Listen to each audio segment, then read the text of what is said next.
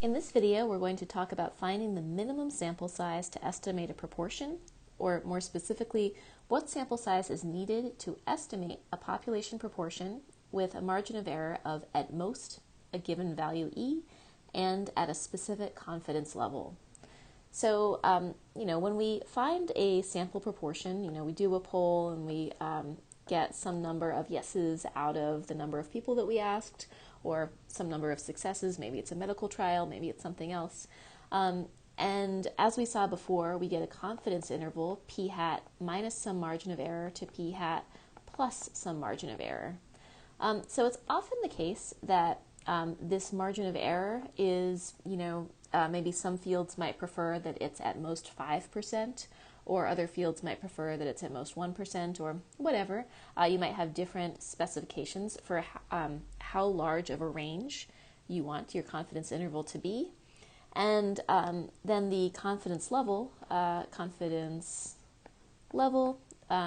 we saw, it's usually 90%, 95%, or 99%.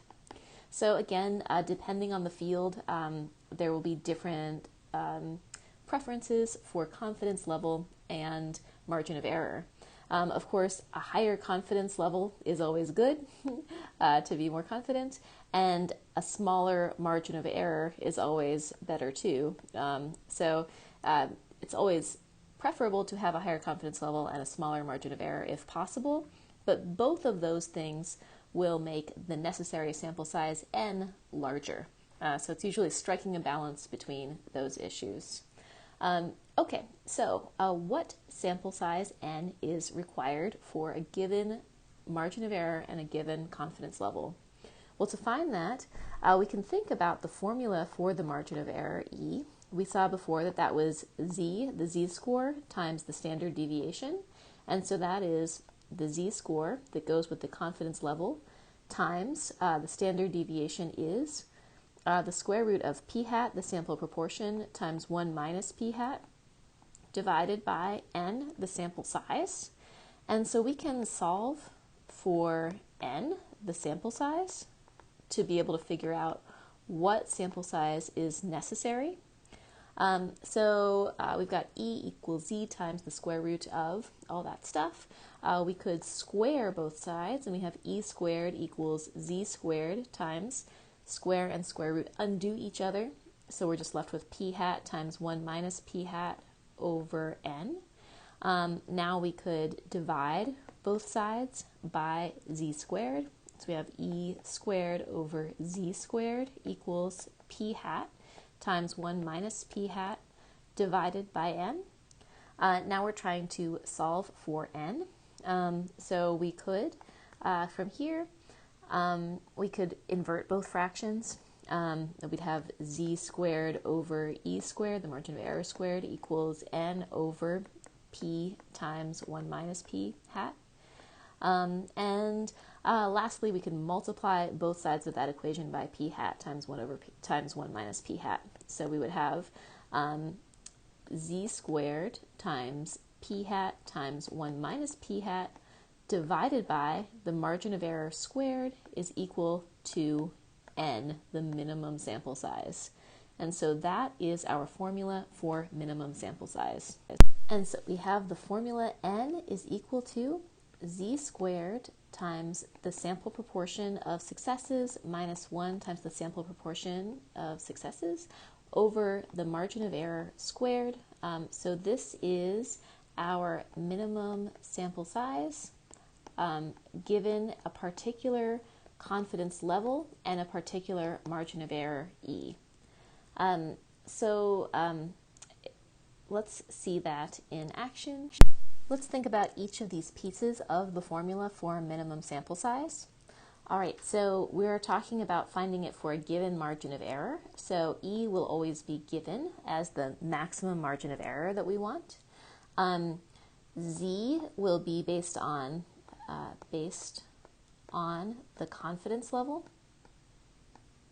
So just like before, this is at the bottom right-hand corner of the z-score table, or we could just always use the set of 3 values are the only ones we're going to use. So based on what the confidence level is, that's going to tell us what z will be the z-score that separates that percentage of the values in the middle, 95% or 90% or whatever, from the rest. So that's our value for z. And for p hat, well, that's a little funny because we're trying to estimate p hat. We're trying to find a sample proportion. That's our goal. We haven't done that yet. And so if there is a prior estimate for p, the true population proportion, then use that for p hat. If there is no previous estimate, just assume that yes and no are equally likely. So just use p hat is 0.5. So it's either going to be based on a previous study, or if there's no previous information or more general information, just use p equals 0.5. So here is an example. An MCLA student wants to find the proportion of MCLA students who play games online. He reads that 26% of adults in the U.S. play online games. What is the minimum sample size necessary to find a 90% confidence interval for the proportion of MCLA students who play online games with at most a 5% margin of error?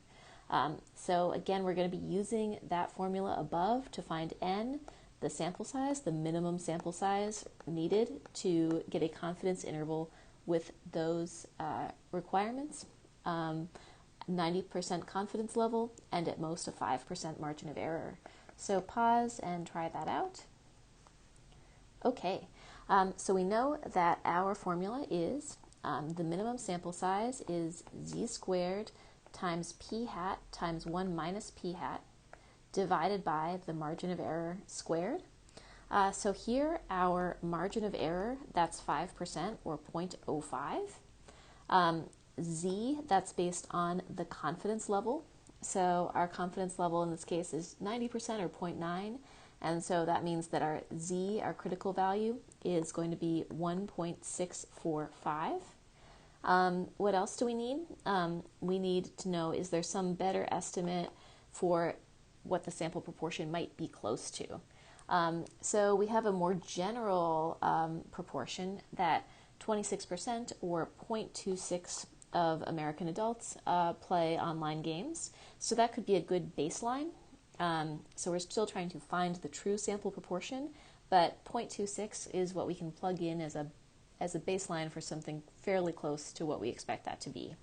So now plugging into this formula, we have that our minimum sample size n is going to be z squared 1.645 squared times p hat 0.26 times 1 minus p hat 0.74 divided by e squared 0.05 is the margin of error squared, and that will give us a value of n is 208.256.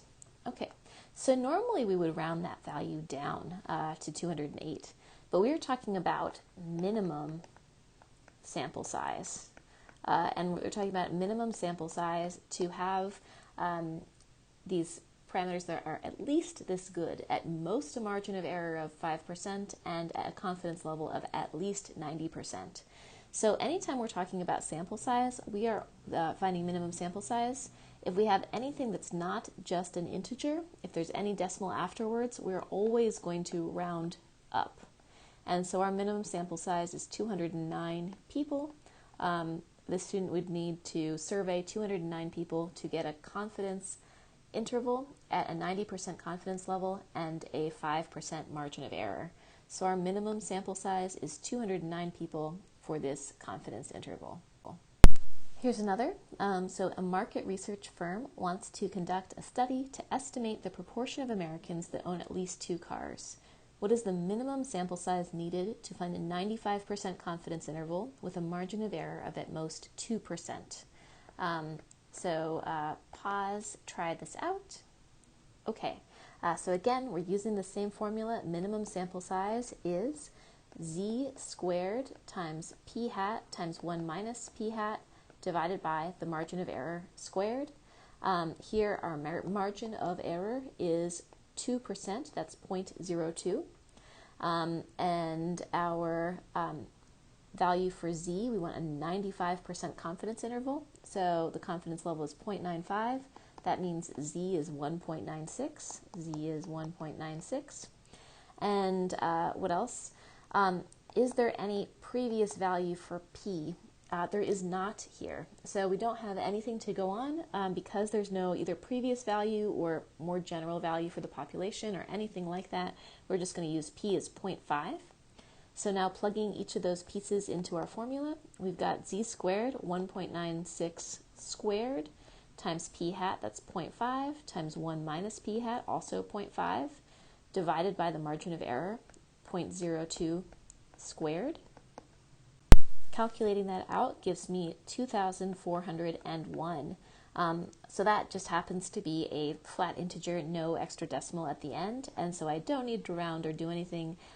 This sample size is a minimum sample size that will give me at least a confidence level of 95% and a margin of error of at most 2%. So the number of Americans they would need to survey is 2,401.